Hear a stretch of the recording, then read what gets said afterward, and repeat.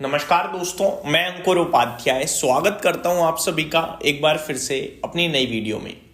दोस्तों, भारत की ज़रूरत है ईएमएस स्पेस, इलेक्ट्रॉनिक मैन्युफैक्चरिंग, और इस स्पेस की कंपनियां रिसेंट डेज में बड़ी बुरी तरीके से गिरी हैं, चाहे फिर वो दिग्गज डिक्सन टेक्नोलॉजीज हो या खबरों के घेरे में केन्स टेक्नोलॉजीज हो। सवाल ये उठता है कि इन्वेस्टर्स को क्या करना चाहिए। यहां मैं आप सभी के साथ चार बड़ी दिग्गज ईएमएस कंपनीज के बारे में बात करने वाला हूं। एक एक करके शुरू करते हैं बिना किसी देरी के। सबसे पहले डिक्सन टेक्नोलॉजीज को कवर करना चाहूंगा मैं। काफी सारे इन्वेस्टर्स का फेवरेट है और बहुत ही दमदार कंपनी है। ये बहुत ही दमदार कंपनी है, मैं इतना बताना चाहूंगा। ब्रांड बिहाइंड ब्रांड टैगलाइन है इस कंपनी की, और एक्चुअली में मैटर करती है ये टैगलाइन। इस कंपनी की बात करें तो लॉन्ग टर्म में तो इसने निवेशकों की वेल्थ बनाने का काम करा है। मोर इंपॉर्टेंट इस कंपनी में यह है कि ब्रोकरेज हाउसेस बड़े बटे हुए रहते हैं। जो ऊपर की बात करता है वो काफी ऊपर की बात करता है, और जो नीचे की करता है वो ज्यादा ही नेगेटिव हो जाता है। हालांकि करंट सिचुएशन में अगर आप देखें 12,165 पे, जो नेगेटिव है उसका टारगेट ऑलमोस्ट पास में है, और जो पॉजिटिव है उसका काफी ऊपर है। तो ये आपको दर्शा रहा है कि स्टॉक काफी रीजनेबल हो चुका है। पहला पॉजिटिव पॉइंट है लॉन्ग टर्म इन्वेस्टर्स के लिहाज से। दूसरी पॉजिटिव चीज ये है कि आपको 58 के पीई पे डिक्सन टेक इस समय दिख रहा है, जो कि अपने लोएस्ट पीई पे ट्रेड कर रहा है। ये स्टॉक मैं बताना चाहूंगा लास्ट 5 इयर्स के। डिक्सन टेक्नोलॉजीज नॉर्मली 90 के नीचे आता नहीं है, 90 के पीई के नीचे, या तो ये 100, 120, 130 ऐसे ट्रेड करता है। अभी ये आपको 58 के पीई पे मिल रहा है, यानी बहुत रीजनेबल है मेरे हिसाब से। आगे मैं अगर आप सभी के साथ बात करूं तो इस बार बजट में भी मुझे लग रहा है ईएमएस स्पेस के लिए कुछ बड़ा आ सकता है, तो वो एक एडिशनल पॉजिटिव ट्रिगर बन सकता है। अगर आ गया तो, नहीं आया तो भी कोई दिक्कत वाली बात है नहीं।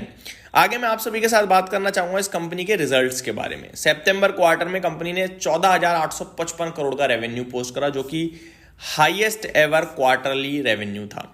750 करोड़ का मुनाफा पोस्ट करा, जो कि हाईएस्ट एवर क्वार्टरली प्रॉफिट भी था।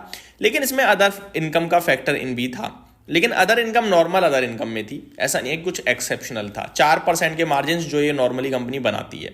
बहुत ही कमाल की परफॉर्मेंस चल रही है इस कंपनी की।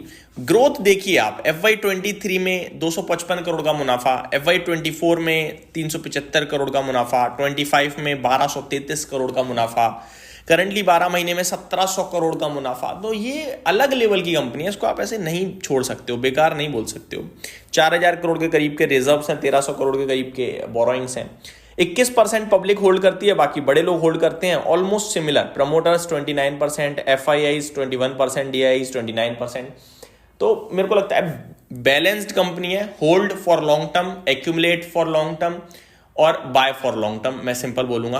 वहीं अगर शॉर्ट टर्म का व्यू हो तो टेक्निकली खराब है, लेकिन खराब समय में ही तो अच्छे स्टॉक्स सस्ते भाव पे मिलते हैं। मेरा तो मौका है, सिंपल। अगला स्टॉक है दोस्तों अंबर एंटरप्राइजेस। सिमिलर है ये केन्स टेक्नोलॉजीज का, बस ये कि अंबर पहले मूव देता, केन्स पहले मूव देता है, सॉरी डिक्सन टेक्नोलॉजीज पहले मूव देता है, अंबर एंटरप्राइजेस बाद में मूव देता है। अब ये अंबर एंटरप्राइजेस में खासियत क्या दिख रही है आपको? ये कम गिरा है, और दूसरी बात ये महंगा ट्रेड कर रहा है। नॉर्मली डिक्सन टेक महंगा ट्रेड करता है, अभी ये 102 के पीई पे। मुझे लगता है कि आपको फोकस करना चाहिए डिक्सन टेक पे एज कंपेयर टू अंबर की बात करी जाए तो बढ़िया स्टॉक है, लेकिन 90 के पीई पे है, सॉरी 100 के पीई पे है। महंगा लग रहा है मुझे। नॉर्मली ये डिक्सन टेक्नोलॉजीज के कंपैरिजन में सस्ता ट्रेड करता है।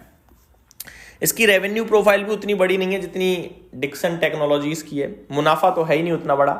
सितंबर क्वार्टर में तो कंपनी ने घाटा और पोस्ट करा है। अगर टीटीएम बेसिस पे भी देखोगे तो भी अगर आप नोटिस करें 229 करोड़ का मुनाफा है।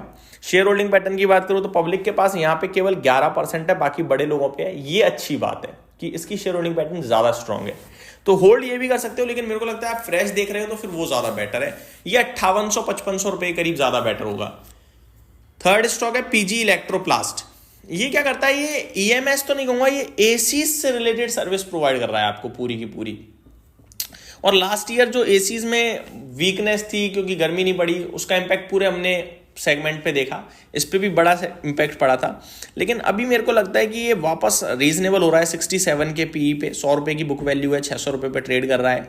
1000 रुपए का ऊपर में हाई है, सस्ता ऑलरेडी हो चुका है। वैल्यूएशंस में भी अब रीजनेबल लगने लगा है। जो प्रॉब्लम थी वो निकल गई है। आप देखो रेवेन्यू एक समय पे 1900 करोड़ का हो रहा था, आज की डेट में केवल 655 करोड़ का रह गया है। उसके पीछे कारण है, एक तो दिसंबर है, सर्दियों में रेवेन्यू ज़्यादा नहीं होता है इनका, गर्मियों में होता है। और दूसरी बात, इन्होंने गाइडेंस घटाया भी था, इन्हें दिख रही थी कि डिमांड कमजोर है, लेकिन आने वाले समय मुझे लगता है वापस स्ट्रॉन्ग कामकाज करेगी कंपनी, जिसके चलते मुझे लगता है इस पर आप फोकस कर सकते हो। अच्छे रिजर्व्स हैं कंपनी के पास, डेट हल्का फुल्का है, ज़्यादा नहीं है। शेयर होल्डिंग पैटर्न में पब्लिक 26% ओन करती है, बाकी सब बड़े इन्वेस्टर्स के पास है। मुझे लगता है यहाँ भी आप बाय ऑन डिप की स्ट्रेटजी बना सकते हैं। 500, 550, 600 ये एक्यूमुलेशन के भाव होंगे। 1 से 1.5 साल का समय दीजिए, मजा आएगा इस स्टॉक में भी, मेरा ऐसा मानना है।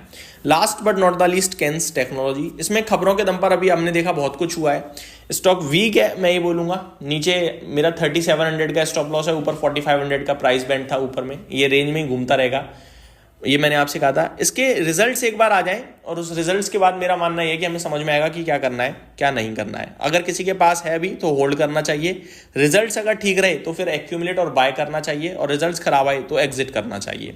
ये मेरी तरफ से अपडेट थी, उम्मीद करता हूँ डिटेल्स पसंद आई होंगी। Thank you so much for watching this video, have a great day guys.